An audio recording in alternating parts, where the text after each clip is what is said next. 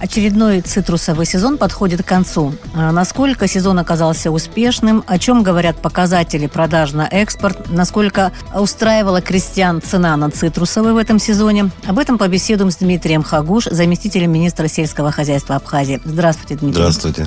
Итак, каковы особенности нынешнего цитрусового сезона? Можно ли вообще сказать, что вот он завершился или он завершается только кульминация, скажем так, этого сезона? Цитрусовый сезон подходит к концу. Сезон был хороший в этом году. И урожай был неплохой, в сравнении с 2022 годом. То есть в 2022 году было по определению урожая 39 тысяч тонн, в этом году 30 тысяч тонн, более 30 тысяч тонн. В этом году урожай был качественный. Цена была хорошая, минимальная цена на нашей, в Абхазии, на нашей стороне, где-то от 40 рублей начала, доходила до 80 рублей в зависимости от самого мандарина, от его размеров и качества плода. Кстати, было заметно по ситуации на рынке, по ценам, там действительно были 50, это можно было сказать, это самая дешевая цена была. Да, обычно. В этом году цена очень хорошая, и был очень большой спрос. Но все-таки, если говорить о показателях, какие цифры есть на сегодняшний день?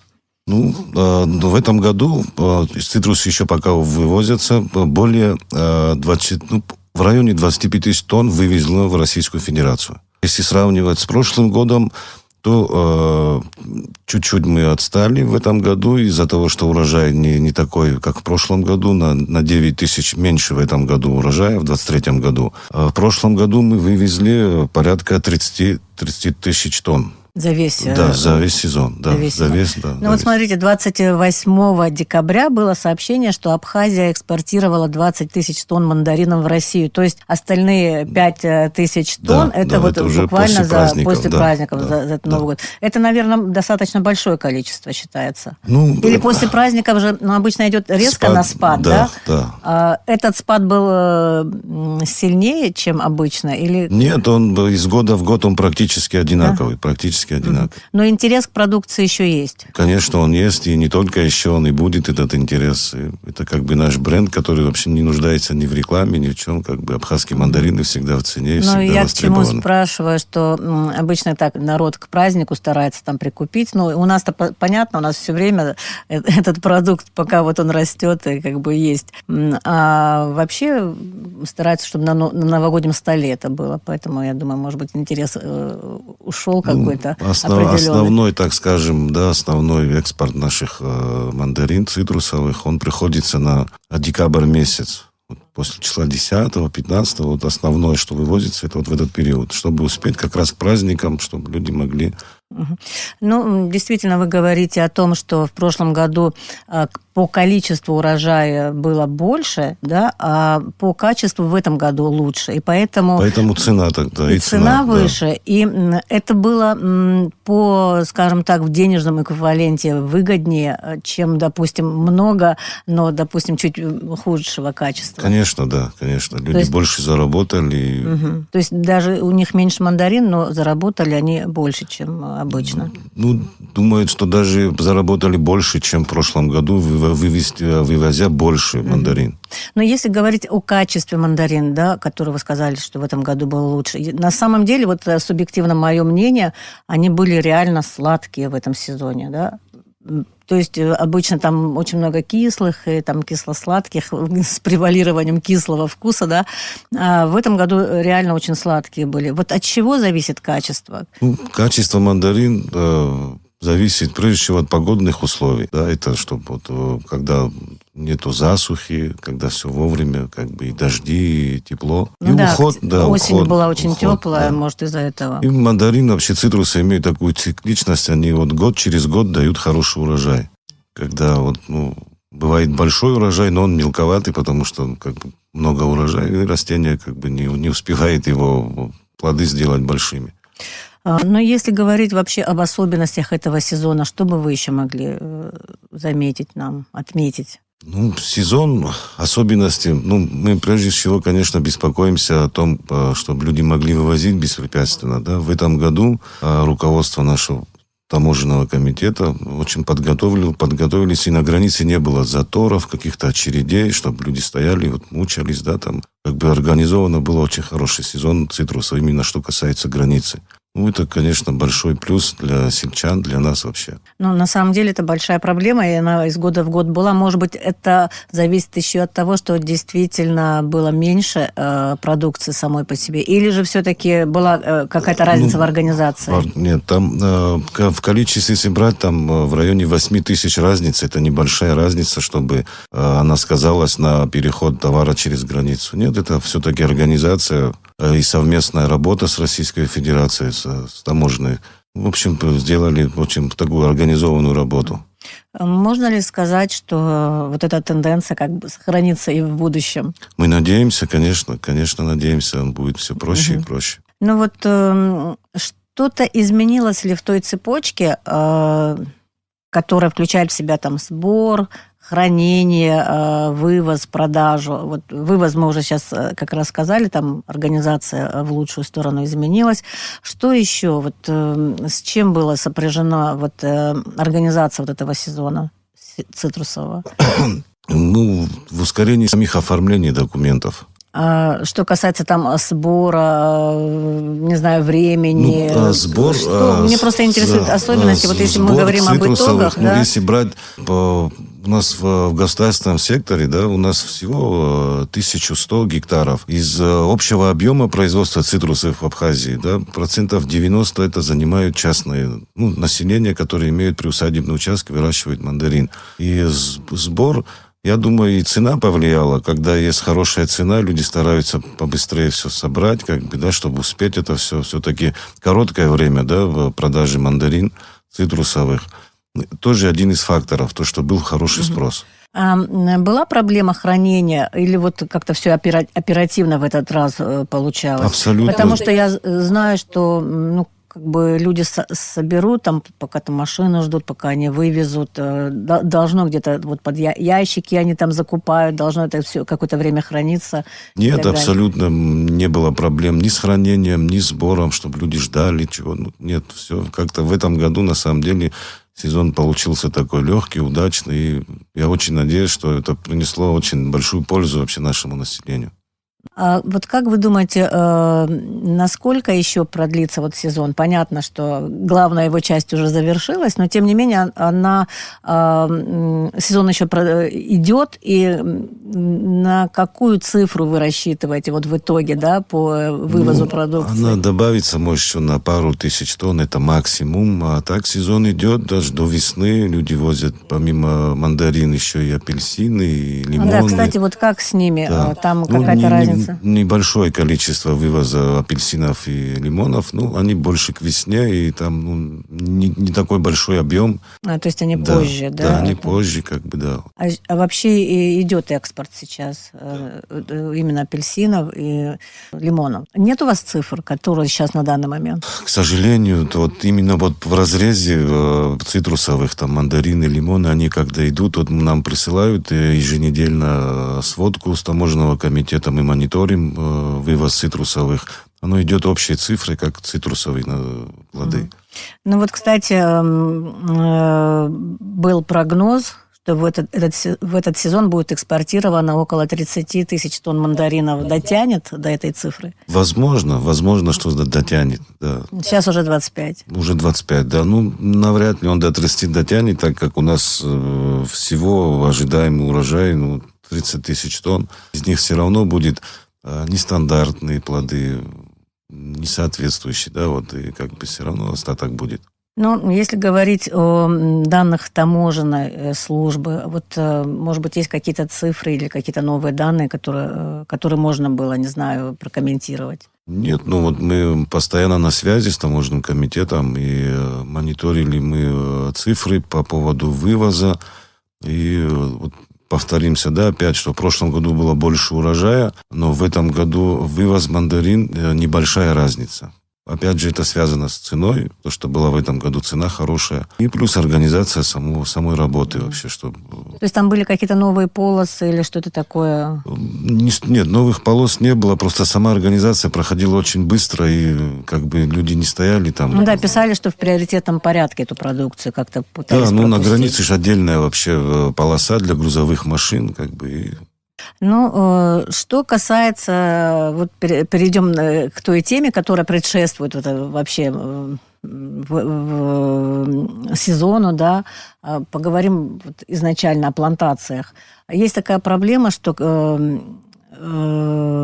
плантации сокращаются в Абхазии.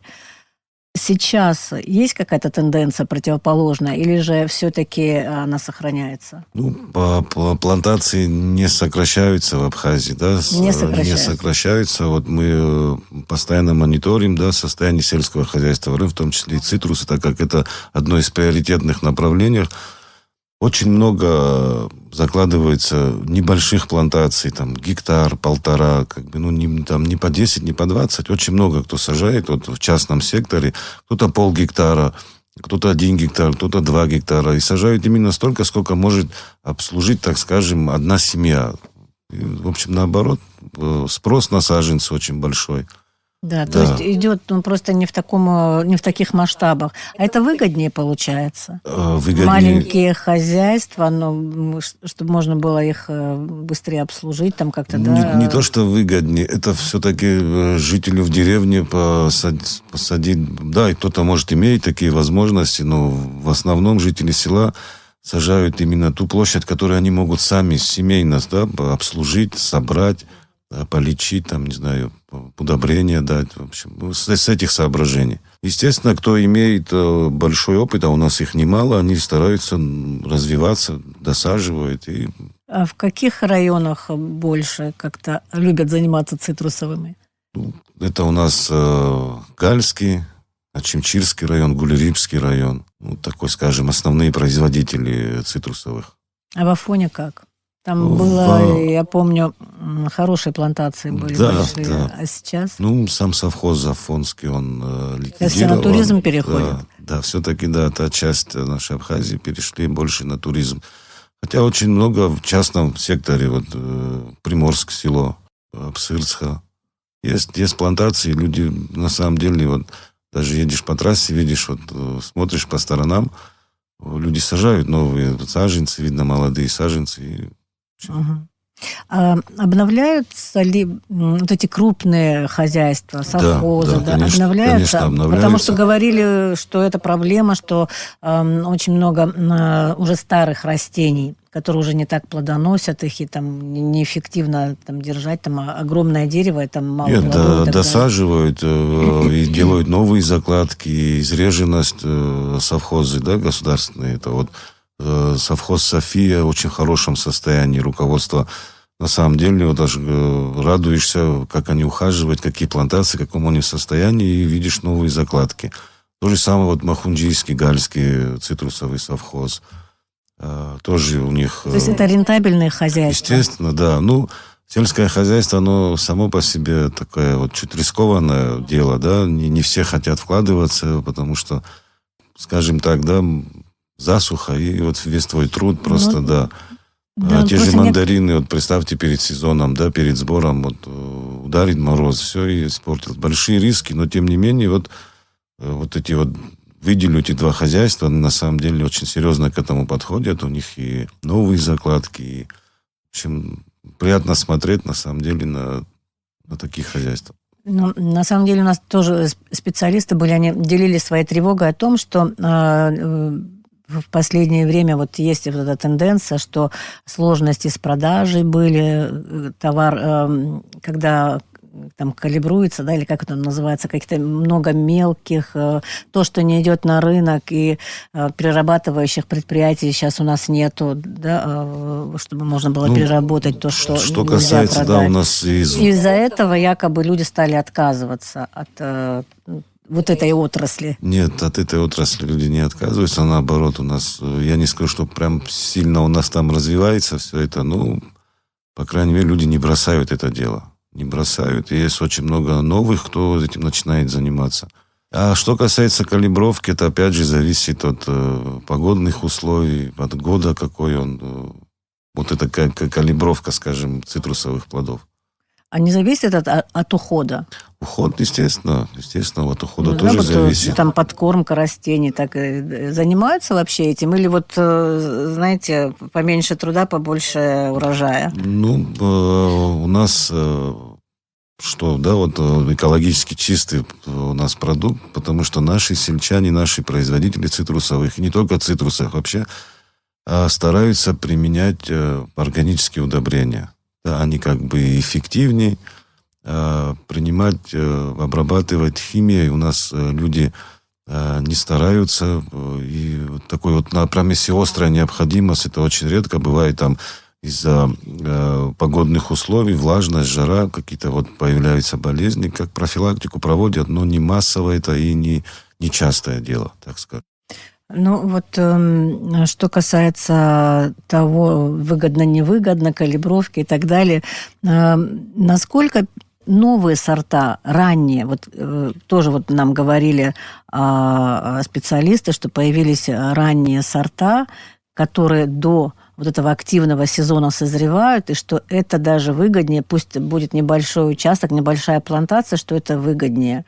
А какая сейчас тенденция? Ну, вот люди как-то начали, пошли по этому пути? Да, пошли по этому пути. Очень много и к нам поступают. У нас есть программа, вы в курсе, да, поступают на закладки мандариновых плантаций.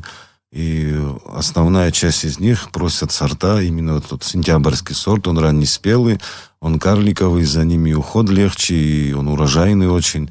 Как бы идет тенденция к тому, чтобы вот ранее. Ну, все-таки ранний мандарин это хорошо, но мое мнение, все-таки мандарин как бы такой фрукт, который должен лежать на праздничном столе новогоднем. Ну да, дотянул до Нового года. И все-таки нам нужны те мандарины, которые... Потому что спроса все равно больше вот именно к празднику. Угу. А Минсельхоз вот каким образом вот в этом процессе участвует? Вот вы говорите, просит саженцы. Не просят. У нас есть программа развития сельского хозяйства. Она конкурсная программа. Мы при заявке в министерство, там работает комиссия правительственная. И вот на основании конкурса отбираем участников. То есть это как раз участники вот этого конкурса, которые занимаются этими ранними сортами. Да. Но с одной стороны хорошо, когда... Плюс помимо программы, что участники у нас нам очень часто звонят с районов, с деревень, просят дать информацию, где можно приобрести вот эти вот сорта именно, вот раннеспелые, карликовые. Угу. Ну, это, наверное, тоже хорошо, одно другое, когда дополняется, да, когда, вот, допустим, мандарины появятся там в октябре, в ноябре, и, ну, а наш старый, как бы основной фонд, да, он тянет и на праздники, и на послепраздничный период. Это, наверное, хорошо. Но что касается, вот, если вернуться, да, к этой теме, когда плоды там разного качества, да, хорошие, плохие, что-то еще, что может повлиять? Вот вы сказали погода, и что еще может повлиять на то, чтобы повысить именно качество продукции? Уход, своевременный уход, своевременная подкормка. Ну, погода это, естественно, в сельском хозяйстве это основной фактор вообще урожая любой культуры. Ну, смотрите, меняются климатические условия. Учитывается ли сегодня вот этот момент, когда крестьяне занимаются вот уходом, тем же, о чем вы говорите, как-то учитываются ли какие-то, есть ли какие-то, может быть, исследования, да, которыми можно сейчас руководствоваться? Что вот Минсельхоз, какая картина вот у министерства? Ну, что касается цитрусовых, да, уход за ними, есть схема, которая разработана, она еще с советских времен, в какой период лечить, какой период лечить, чем лечить, да, и когда лечить. Она не меняется, потому что она работает очень отлично. И, да, климат меняется, мы это все видим, но сама цикличность ухода за цитрусовым, она не меняется. То есть не влияет на вот это все. Да. А я думала, климат может повлиять на то, как вообще чувствуют себя растения. Не в такой мере. Ну, вообще, наши институты занимаются, не знаю, какими-то исследованиями в этой сфере, чтобы, допустим, что-то предупредить или что-то предвосхитить, допустим, какую-то проблему, чтобы... Естественно, да, мы очень тесно сотрудничаем с Институтом растениеводства. Они всегда у нас как бы на контроле, у них есть свои плантации, как бы опытные, они смотрят там, и если наблюдают вспышку какой-то там болезни, они всегда предупреждают. Но у нас, я всегда говорю, что научный подход это, конечно, хорошо, но люди, которые трудятся в селе, они самые лучшие агрономы, они, не знаю, это самые опытные люди, которые работают именно в поле. Да, ну, я думала, наука может помочь, допустим, вот те же плоды, которые урождаются мелкими, чтобы они урождали, скажем, более в качественном виде. Наука сегодня нам что говорит, да, есть там листовая подкормка, корневая подкормка, но все-таки это химия, и, наверное, это плюс, что мы не используем это и теряем какую-то часть хорошего товара, но при этом остаемся экологически чистыми производителями. Я, наверное, думаю, что это лучше, чем... Угу. Ну, тогда, наверное, можно поддержать наших... Это мое мнение. Если да, понятно. Да. Производителей, ну, допустим, если товар не уродился в таком вот, знаете, праздничном виде, крупный и так далее, там сладкие, вот как в этом году, помельче, но в то же время сладкие. Но, тем не менее, все-таки уже не товарный вид, не такая цена, и действительно становится нерентабельно. Я подвожу к перерабатывающему предприятию. Вот вроде бы что-то строится, то хотя бы один цех. Это вообще... когда момент вообще разрешится? Вопрос переработки, он стоит из года в год очень много лет. Ну, как раз людям было бы выгодно, конечно, просто. Конечно, они бы не теряли столько облегчил бы, да, людям отдавать, продавать те же, да, нестандартные, скажем, плоды. Не только цитрусовых. У нас и помимо цитрусов очень много, что люди из-за того, что нету товарного вида, не могут его продать. Ну, вопрос переработки у Министерства сельского хозяйства, у правительства страны стоит в приоритете, он в разработке. Я пока вам не могу назвать сроки, когда это все будет, но это вопросы обсуждаются и, в общем, на высоком уровне. Я думаю, в скором будущем мы все услышим, что строится завод по переработке. Мы всегда слышим какие-то отголоски, но результатов пока не видим, к сожалению. Нет. Да. На самом деле к этой теме очень серьезно подходят и ведутся переговоры с российскими коллегами. Ну, пока это на стадии только вот. Ну, я думаю, это не будет так, что мы привыкли, что-то слышим, и как бы так оно все идет и идет. Это вопрос очень приоритетный для нас, и мы работаем над этим. Я надеюсь очень, что мы сможем общими силами, с поддержкой руководства осуществить. Все-таки это необходимо. Это вообще проблема номер один в сельском хозяйстве сегодня. Вот еще один такой момент, на котором я хотела заострить наше внимание. Вот не так давно на заседании Общественной палаты глава Министерства сельского хозяйства Беслан Джопуа сказал, что наблюдаются тенденции, когда земли, на которых расположены цитрусовые сады, передавать по другому назначению. Вот он вышел с такой инициативой, министерство ваше вышло с такой инициативой, чтобы Кабмин запретил перевод земли, на которых расположены цитрусовые сады, из одной категории в другую. Что должна дать эта мера? Почему Минсельхоз решил ее инициировать? Ну, знаете как, у нас в стране два направления, да, основных, это курортное и сельскохозяйственное, да. Гостиницы, кафе, бары, да, это, конечно, хорошо, может даже и рентабельнее, и выгоднее, но все-таки сельское хозяйство, это, прежде всего, это продовольственная безопасность страны. Это накормить население, в первую очередь, и наших гостей. Ну, есть тенденция, да, перевод категории земли, она практически в 99% это прибрежные земли, где да. И мандарины тоже прекрасно растут. Да. В общем, вот так вот. Мы как министерство, которое профильное, да, для нас, конечно, Каждый клочок земли, когда переводится, мы, конечно, обеспокоены этим. И Кабмин пойдет навстречу? Я думаю, да, конечно, пойдет. Потому что нам нужно сохранять сельхозземли. Мы должны развивать сельское хозяйство наряду с туризмом.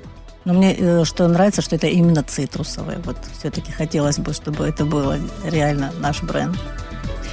Спасибо вам большое за интервью. Об итогах цитрусового сезона этого года и тенденциях того, как в Абхазии в целом развивается цитрусовое хозяйство, мы говорили с заместителем министра сельского хозяйства Дмитрием Хагуш. Актуальный разговор и поиск решений в студии «Радио Спутник Абхазия».